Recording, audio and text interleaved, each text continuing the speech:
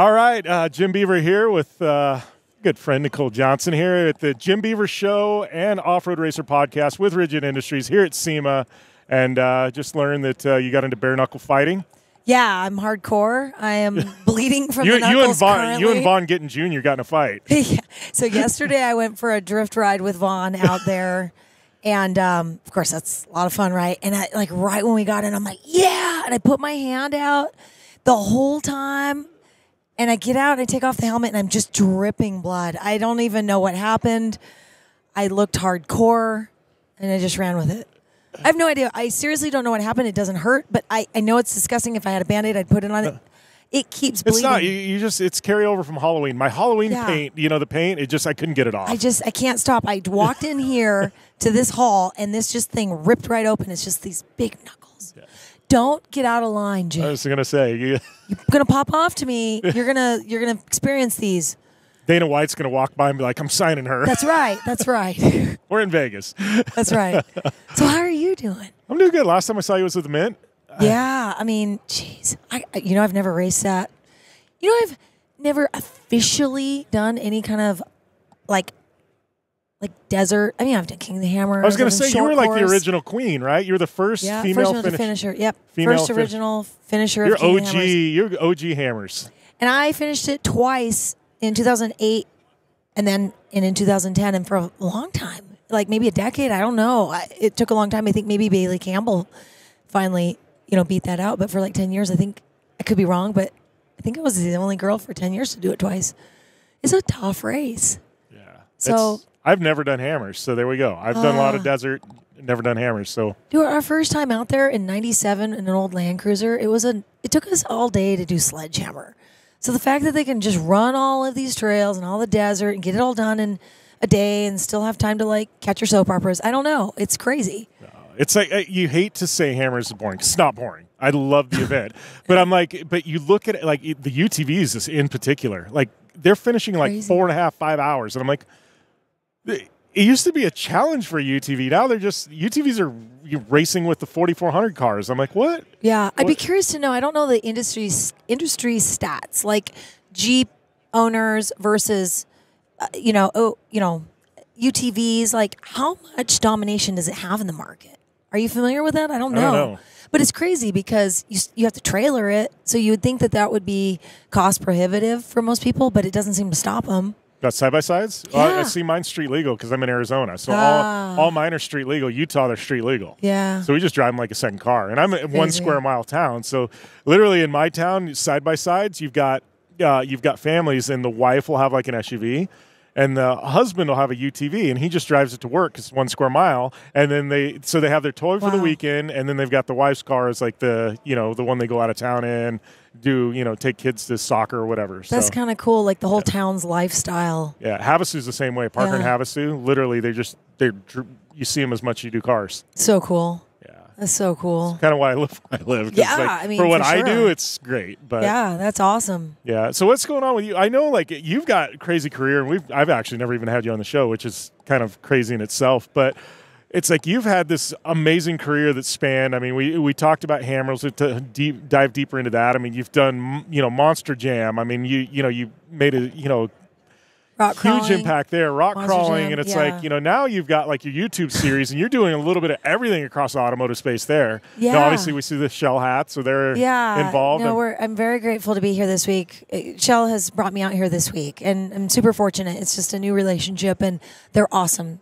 They are so awesome. I've been meeting the scientists, and I'm a nerd, and I love hearing why the product is as great as it is. So I am not trying to sit here and pitch a commercial or anything, but I truly enjoy it. It's been fun. And I am a nerd. And I think I've always liked to understand how things work. My degree is in construction management. It's because I used to look up at a ceiling and wonder why it didn't fall down. I didn't know about trusses and all of that stuff. As a kid, I was like, well, wouldn't gravity make that fall down? So I got into, building construction. And I've been a general contractor for 23 years in Nevada. So I think my brain just works very analytical. Get that from my dad. He was a diesel mechanic and was constantly explaining to me how things worked. And I loved it. And so, Detour, Nicole Johnson's Detour, is just my exploration of all these other things I've never done before, and I love nerding out on the tech behind these cars, and I just missed out. I feel like, when you're in off-road, and all you see, and it's a blast. I am not knocking it. It's awesome. But you kind of, if you don't look around, right, you kind of miss that there's so many other things available. So that's all it is. I'm just totally nerding out on all the other things. Well, it's funny. Your program is called Detour. Mine's Jim Beaver. I've even got a beer now, Jim Beaver's Misadventure. But it's like my life's a misadventure. And it's like, but in the last decade, like I grew up in off-road. My dad raced off-road for 35 years. It's all I have known my entire life. And then I got into doing radio and TV work. And I've been able to go to NHRA and the Indy 500 and, all these amazing motorsports and automotive events and festivals around the country and like see all these different facets of car culture. And it's been amazing because I feel like I love off-road and it'll be home and it'll always be home and that's where I'm going to come home to. But it's like I love being able to branch out and go and see this cool stuff, and understand it and meet the people and get behind the scenes and like, because as much as we love off-road, there's somebody that loves, drag racing or hot rods or whatever it is, just the same amount, Yeah. You realize that if you're an automotive enthusiast, regardless of what you like, there's the same passion across the board. If it's JDM, if it's Cobras, whatever, it's off-road, everybody is equally as passionate. And that's probably why they sometimes butt heads, like my brand versus your brand, Chevy versus Ford, right? So I love it, and I enjoy hearing stories. When you're looking for great cars, let's face it, a lot of the people that we're finding are older because they've gotten to this point that they can't afford to either build or acquire some of these great cars. But these guys have stories for like 50 years. That's what's crazy, is learning their stories. I love it. I just think it's really cool. So obviously, Las Vegas, it makes sense that you got into off-road because this is one of the off-road capitals of the world. But tell me, how does a girl go from construction management to off-road? And you've been at the upper echelons of off-road. Like we mentioned King of the Hammers and what you've done in rock crawling, Monster Jam, things like that. How did you go from construction management to where you were at? Well, let's back up. I went to school at BYU in Utah and got my degree in construction management and got a job offer here in Las Vegas. So we moved here. Okay. They hired my husband too.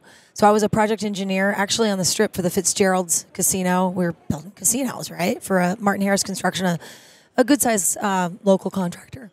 And my husband was swinging a hammer. Well, what's actually really cool is I'd walk on the job site with my hard hat and my clipboard, checking things out. My husband's swinging the hammer, and maybe a guy would maybe start to do a cat call or something. And he, girl walking on, and this is in the 90s, girl walking on the construction site, and he goes, "That's my wife," and it was awesome because he'd totally stand up for me, and so we worked together at the same company.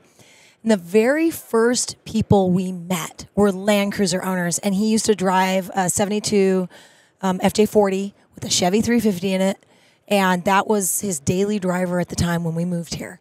And so the week we moved here for work, he met other guys in the Land Cruiser Club, and he eventually became the president of that club. And he went around Vegas and broke a lot of trails, figured out how to get through them. So, we just started wheeling, and then competition rock crawling was kind of in its infancy in the late 90s, and that's way back when Jeff Knoll was putting on competitions, way before Dave Cole was putting them on. That's when Walker Evans first kind of started getting involved. He graduated out of trophy trucks into rock crawling. Yeah, for sure. It's way back when Shannon Campbell was, well before Monster, and it's crazy. Cody Wagner was one of the guys. There's so many guys that go way back, but it was really in its infancy. My husband and his good buddy Dustin Webster had started. They were sponsored by Red Bull, and they had the Red Bull rock crawling team. And I'm just the wife on the sidelines. Our kids were little; they were babies. I don't know if you remember Pirate 4x4. Yeah, my handle was Spotter's wife because he was the spotter and I was his wife, and I was on the sideline with the little kids, right? And I think it just morphed from there. You get more and more extreme if you're hanging out with it all the time. Yeah. And one day, somebody asked me to drive at an all-women's event in their vehicle. And, I'd just been around it. We'd gone to Moab. We'd done trail wheeling as a family. And I knew the rules of rock crawling. I said, sure. It's 2004, and I won the event. And what happens? If you win an event, what happens to you? Yeah, especially your first event. You go pro. No, you get bit by that competition. But you're like, oh, you get kind of delusional, like, oh, I could do this. And I just wanted to do more of it. And we got our butts kicked. We just took our buggy out there and got our butts handed to us, and probably didn't deserve to be there. And eventually I got a Shannon Campbell buggy, and that was a real game changer for us because Shannon knows how to build a car. Yeah. And he kept calling me after he built that car and sold it to me and asking for dimensions.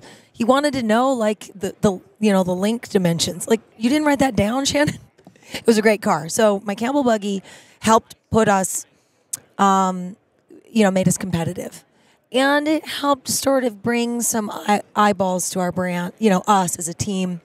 And I think because I was able to get some good media out of it, some magazine articles, or, we were on Modern Marvels on the History Channel, and I built a little press kit before social media. And one day I was walking around SEMA.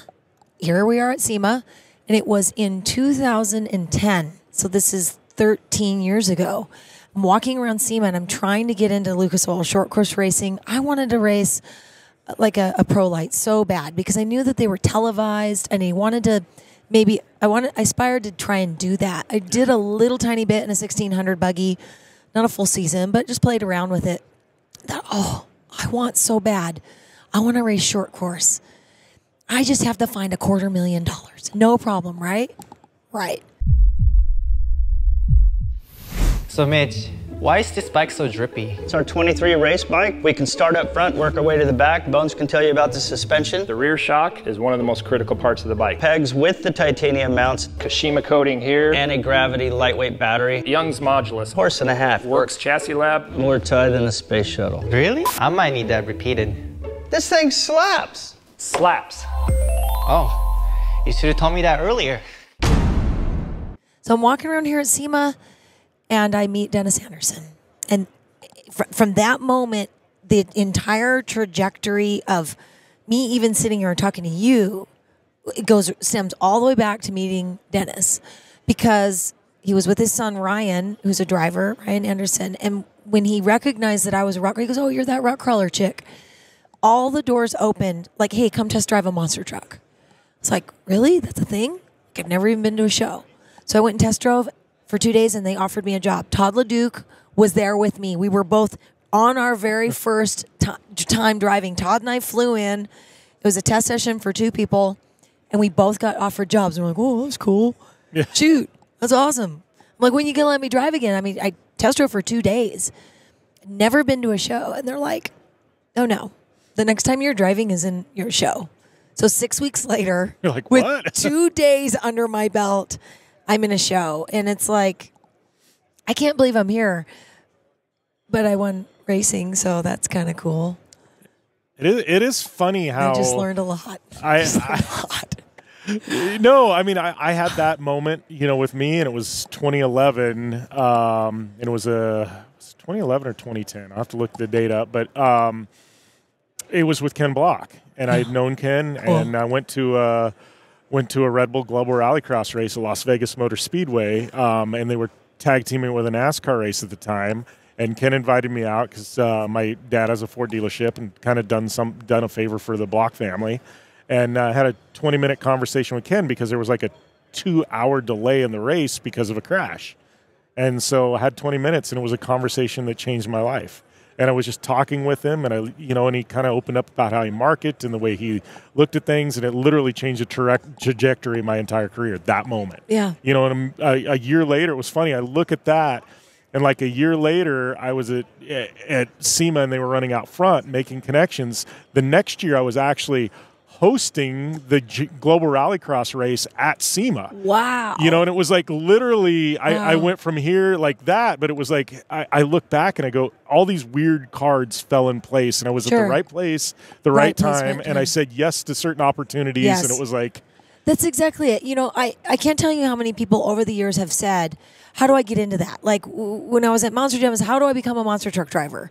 Well, you have two choices. You can either go spend $250,000 and build a monster truck and just start, or you can maybe cross over from another motorsport, but you still have to start. You have to get in somehow, and you have to go out there. You do have to network. You have to not be afraid to talk to people, meet new people. You do have to put yourself out there a little bit. Just don't be afraid to talk to people. It's amazing how many people. Going back to high school, I was shy, if you can believe it or not. I was shy, and I felt nervous to say hi to people and talk to people. And when I realized that they weren't going to beat me up if I said hello, it changed everything for me. Truly, that was a moment. I remember somebody telling me, hey, that, okay, so when you're in high school, the bell rings and you're changing classes and you have to walk in the hall and go to your other class and you pass other kids, right? You say hi. Well, there's popular kids and I wasn't a popular kid, but I was too intimidated to say hello to the popular kid, right? They would never maybe reciprocate. And it got back to me that so-and-so had thought maybe I was a snob or stuck up because I didn't say hello to him. And I was like, oh, I was just intimidated by them.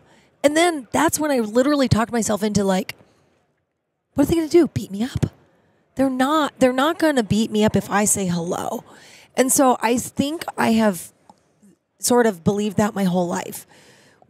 Somebody isn't necessarily going to punch you in the face because you said hello to him. You threatened me earlier. You got the bloody knuckles. So unless your name is Jim Beaver and you pop off to me. Now, that's a whole other thing. But I said hello to Dennis. I walked up to him, stuck my hand out, and said, you're Dennis Anderson. Hello. And then when I said who I am, we had this conversation. But if I had never walked up to him, believing he was a popular kid who would never say hi to me and punch me in the face, I wouldn't be here right now. So the best advice I have when somebody says, how do I get started? How do I get started in, I want to start a YouTube channel. Just go do it. Mm-hmm. And don't be afraid to meet new people. You got to get out of your comfort zone a little bit. So I got to tell people, I'm like, you have to start. And I go, and if it's YouTube or a podcast or whatever, I'm like, for the first year, don't even look at the statistics. I'm like, don't do it. I'm like, you just put in the time and just keep cranking out content. But I tell people, I'm like, same thing as you. I'm like, and I get it. You and I are fortunate. We get to fly all over the country and go to all these amazing events. But I'm like, there's a lot of local events. And I tell people, I'm like, go out. Don't sit behind your computer and send DMs or send emails. Go and meet people, shake hands. Go to a Cars and Coffee. Yes. Get to know some people, right? Or go to Off-Road Expo. Or go to SEMA if you're in the industry. Do whatever it takes. And you go way back to you become who you hang out with.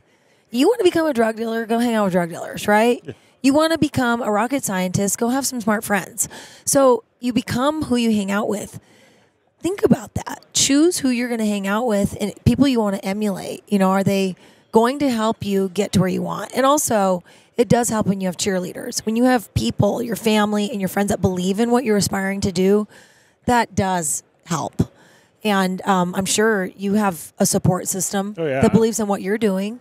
I'm fortunate to have, family that really encourages me to keep going. So...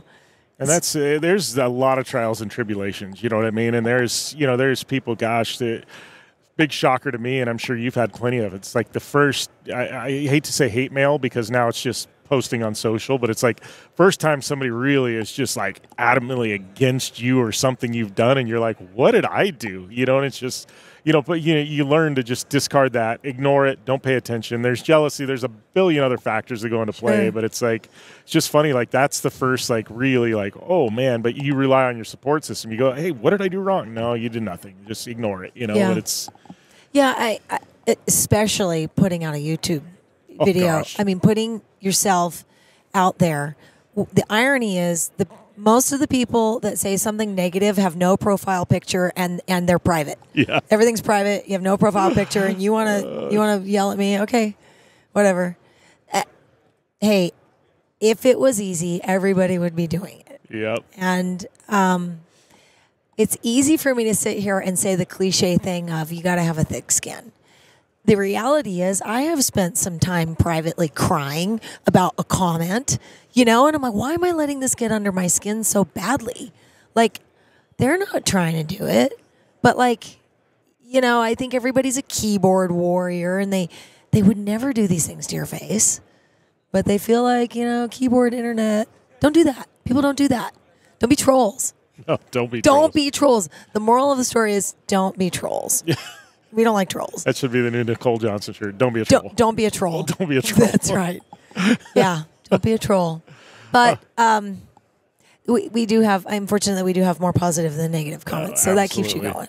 Yeah, absolutely. Oh, here's another thing. Now, since we're talking about comments and social media, and I think this is, you don't have to have a YouTube channel to know this. A lot of people have just regular social media. Quit hiding how many likes you get. Oh, yeah. Have you noticed, you can turn off likes. Mine are public. Listen, sometimes we put something out and it gets 50 20 likes, 50 likes, 100 likes, whatever, right? You want it to have 10,000 likes because your favorite popular person has 10,000 likes on something. But guess what? I heard something from somebody that really changed my perspective. Let's just say you get 200 likes on something, 50 likes on something. Could you imagine, just on a normal Wednesday, 50 random people came up to you and said, I like what you just did? Would that change your perspective? If you only got 50 likes and you were embarrassed in how it made you look, but if 50 people came up to you in real life and said, I like what you just did, you would be on cloud 9, like, can do no wrong. So you put things like that into perspective. Really think about who these people are. These are humans. Hopefully you don't have robots following you, right? But it's really neat when 5 people can comment on something. Don't take that for granted that that's 5 people that are on your side. Yeah.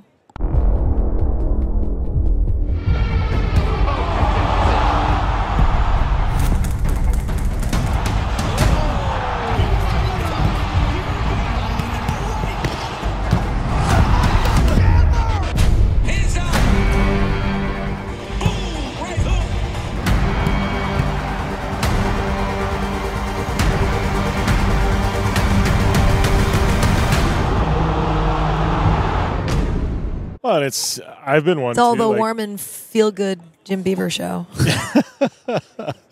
No, we were down a rabbit hole, so I love podcasts like this. But I've been one. Like, I follow a lot of people back on social media, and I'm like, why'd you follow me? I'm like, you said some really nice things, and like I went to your profile, and it's not half naked human beings and in politics. I'm like, so you got a Jeep and you go out on the weekends with your family. Like, I don't care that you have 50 followers. Like, you say nice things and you listen to my show, I'll follow you. That's cool. Keep it positive. People are like, oh, I can't believe that. I'm like, Yeah. So I don't know, just a weird world. So it's weird world. So Can't even say that. Weird world. So, I mean, what's next for you? Obviously, I know you've got this new, announcement with Shell, but you've got, your YouTube channel, you've got Detour. I'm assuming we've got another year of that coming at us. Oh, I hope so too. So there is a car here at the show that is sticking around a couple of extra days that we're going to be shooting. Okay. So our next episode is a surprise. Okay. But let's just say, I'll give you one hint. He won Custom of the Year, Good Guys Custom of the Year, so it ain't too shabby. Nice. And we're excited. We have a lot of things that I probably can't talk about yet because we're building these relationships, but everything looks very positive.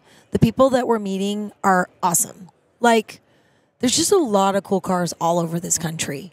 And I would like to travel all over the world and, tell stories and see different cultures and what makes people tick and why did they do that?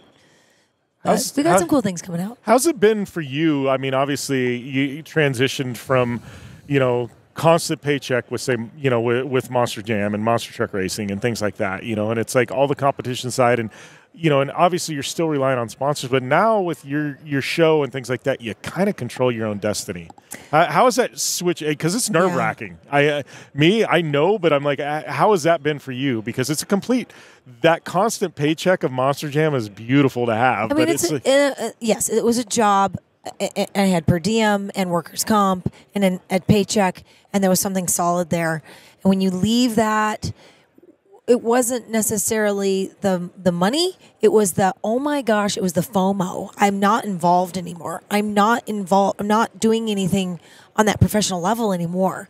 And you feel, you know, I hope I made the right choice. Yeah. It's hard to watch. It's hard to watch other people progress in the industry. Especially filling your seat in the truck you were driving, I'm sure. Yes, for sure.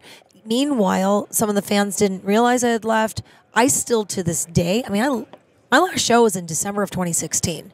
I still, to this day, have people that say, I just saw you in Nashville, because they saw Scooby and they associate me with Scooby. It sucks because that wasn't really me, you know? And so there are times when I wish that I was doing it, but at the same time, like you said, we don't have bosses. Get to control my own weird destiny. It's like like we're running a business, like an entrepreneur. This is a business. I have a business plan. Total world domination. Just kidding.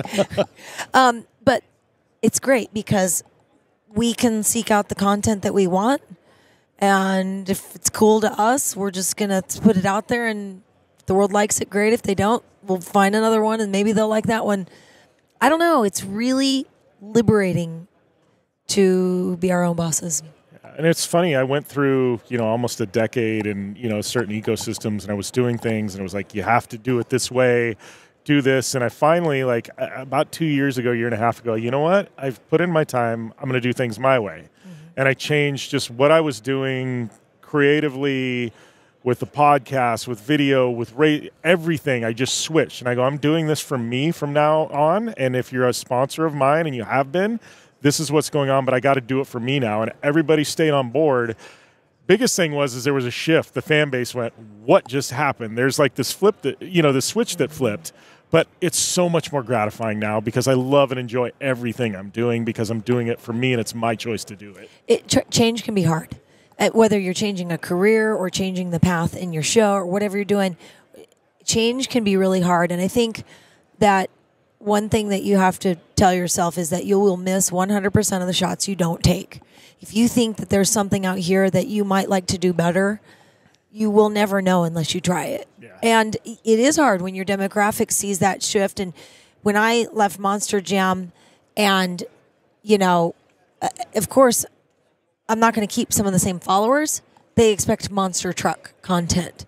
So you'll see some of them drop off and you got to pick up new. It's really hard. Yeah. It's hard to bring people along with you. One thing that we're kind of hell-bent on my show, on our show, is variety. I want to drive everything. Mm-hmm. We recognize that some things are going to hit better than others. You know, Shelby Cobras or bugs that have 500 horsepower. You know what I mean? They're going to hit different than other vehicles. But if we don't do variety right off the bat, they'll never accept variety later. If I only do a particular type of vehicle, you can never introduce another one later. So some do better than others, but kind of as a building a brand that has variety, sometimes you have to know that, you know, not everything will hit the same, but just do it. If that's what you want to do. If you want to build a variety, then go build the variety. Don't let yourself get, oh, this one works. Oh, this one works, and this one works, and this one works, because you'll get stale. Imagine if every single thing I ever put out was the success of our first video. Our first video had 2 million views in 30 days. It was a weird viral hit we weren't expecting. But if I only said, oh, wow, VW bugs are awesome, and all I did was VW bugs for like the first 5 or 6 episodes, you're done. You can't ever change your content. You know what I mean? Yeah. You become pigeonholed into... Yep, totally. Don't become typecast. That's the other thing. Like, keep reinventing yourself, you know? I say adapt or die, you know? Absolutely. Yep, survival of the fittest. Yeah, it's we're very fit. Jim, you look fit. It's been a weird year for me. I've put on a few pounds, but hey, when you get a signature beer, it makes it tough. You have a beer? Yeah, I do. Oh, that's funny. So I need a signature chocolate. Ooh. I like chocolate. I would like You need a chocolate sponsor? I need a shoe sponsor. I need a chocolate sponsor. There's all kinds of... my butt would get pretty big, though, if I had a chocolate sponsor. We should probably avoid that. Then you would pick up other sponsors. That's right. How funny. How are we on that topic? Yeah, I have no idea, but that's the fun of these. So what's next for you? What you got coming up? got a big announcement in regards to next year we're going to make on December 1st. Okay. So We listening. It's kind of people big. saw what I've done in the last year or two. It's kind of along those lines, but yeah, it kind of ties in with the whole misadventure thing, and Love it. yeah, it'll be fun. I will say I say I'm not racing next year, which I know I'm going to race because there'll be somebody call and say, "Hey, Jim, split driving with me at this race," and I'll go do it. Sure. So, but I formally don't have any plans to race my own race car next year, but I'm going to be probably more active than ever. So. So Very we'll just good. leave it at that. December 1, that's Good. today. I haven't even said that to anybody publicly until now. So December 1, it's all been internal. But Oh, okay. Well, Yeah. we will be watching. So- No pressure. The whole world will be waiting. it'll be fun. And honestly, now, like in my mind, I'm like, yeah, I need to, after this announcement, I'll call you and be like, hey, we need to collaborate. Sounds fun. So, but All yeah, these cool people. Look at this booth, man. I know. This is actually a good spot. It's been we had a press conference earlier and a lot of people here. So I've noticed it feels like pre-pandemic attendance levels. Yes. It's back. SEMA's- It feels really good. yeah, last year was a weird vibe, SEMA. It felt like for me it was anyways, Yeah. but And 2 years ago, my gosh, with masks and stuff, that was tough. yeah. That one was really weird. I was here and I didn't stay very long because I was just like, Yeah. hey, I don't want to deal with this. No, it feels really great. This hall is really full. This is awesome. I remember when they opened this hall and it was kind of a ghost town the first year. And this Well, it year, was right around COVID, right? yeah, it's only been and recently. now it's packed. That's And what I'm saying, like, 'cause it was they're- out of the way before and it was like, I don't want to walk over there. Like Yeah, that's what I'm saying. now like, they got the wow. Tesla tunnel that comes right to the thing. So though. cool. I was That is telling so somebody cool. and they didn't even know there was a Tesla tunnel. Yeah. And I was like, From the Boring Company. How boring. oh, we got Flippo over there. People watching the YouTube version of this can't see. Does anybody not know Damon Flippo at this point? I saw you walked up and immediately Oh, went over there. yeah. When you said got flip, I thought you were looking at the camera. You got to flip something. No, Flippo. I know Flippo. Yeah. Hi, Damon. Yeah, we go kind of way back. I think everybody goes way back Everybody, for that guy. he knows everybody. He knows everybody. Yeah, he's listening. I see If you. there was an automotive gypsy, it would be Damon Flippo. Yeah. Yeah. He's still going out to all the races and stuff. Does he bring a support trailer or what does he do? Yeah, does that. Still goes to all the big truck events and things like cool. that. So yeah. That's cool. I probably ought to stop by some more off-road events. It's been a while. Yeah. It's hard to spectate. You know, like when Oh, you're I not know. racing. I see. hard to I spectate. get to live vicariously because I get to host a live stream. So it's like and do TV work. So it's like I'm still there, and and I hate to say it, but it's more lucrative being on camera than it is behind the steering wheel. Sure. Yeah. No, but it is hard if is you don't rough. have some sort of a capacity. Like you're helping. One time I went to a desert race, and Kurt Leduc and me and my husband and Kimmy, his girlfriend, we were running recovery together. How fun was that? Yeah, that's Kurt awesome. Telling running stories. recovery. Yeah. We flipped Jesse James back over. It was awesome. So, I mean, like, that's cool. Like, that's a capacity. That's what I'm saying. Yeah. Like, if you don't have a job, it's really kind of hard to just spectate. Just go and sit on the tailgate. It's cool to, like, go help a friend, like, pit or something, you know? Yeah. But just to, like, spectate is hard. It's really hard. You got to be involved. And that's another thing. If you want to go do something, go start by helping a friend. That's what I tell Get people. involved. That's what I told people that, I want to be a professional race car driver. I'm like, go volunteer for a team. Totally. Understand how that works. Yeah. Yeah. There's actually so many stories in NHRA of, how did you get to be a funny car driver? And they'll be like, I started pit crewing Yeah. for a NHRA team. They're like, well, you're running funny car now. Yeah, but I learned all the nuances of the car. And Absolutely. they're like, it's, if you know the cars and how they work, they're like, it's not hard to be a fast drag racer. They're Absolutely. like, you know what I mean? There is skill involved. Trust me, there's skill, but it's like there's so much background. Yeah. It's a very intelligent sport. You think it's just hit the pedal, and it's not. It's, so it's like, but, those guys, they've made a career out of drag racing. They started out as pit crew. You know? Sure. So, Yeah. A driver that can understand the mechanics behind it can obviously relay the information to his crew, like it's doing this, and not just Yeah. like, I don't know, it feels funny, So, but yeah, that's you have to start somewhere. Just go start. Are we supposed to lean in? He's going to yell No, at us. is If we that- go is like this, we get out of the camera. We can't do you and I that. need a couch next time. We'll just, Dude, it's nice to sit. Yeah. I've been on my feet. We're only 2 days in. We're only halfway through this week. Not even halfway through. I was helping a busy. company design a booth for PRI, and I told them, I go, you want to draw people to the booth? They're like, yeah. I'm like, get like triple padding under the carpet. Yep. And they go, what do you mean? I go, if you put carpet over concrete, it's uncomfortable. If you put triple padding, people who've been on the concrete, they step into your booth and go, They hang out. oh, this is like Charmin Soft. I'll hang out here for They 10 don't minutes. even realize that that's what they're doing. Yeah. It's I'm like subconscious. Yeah. Yeah, it's subconscious, but people stick around because it's easier on their feet. So, Yeah, totally. weird. There weird. are a lot of people hanging out here. Like, wow. It's because Nicole Johnson. Oh, totally. Well, you had Matt and BJ here before. I think that's why they were here. Well, I think we're at time. You got stuff to bounce around to, but I appreciate you stopping by, Nicole. You're awesome. Are we going to do Knuckles? Are You we? trust me? I got no problem. I trust you. You're awesome. Thank you for having me on.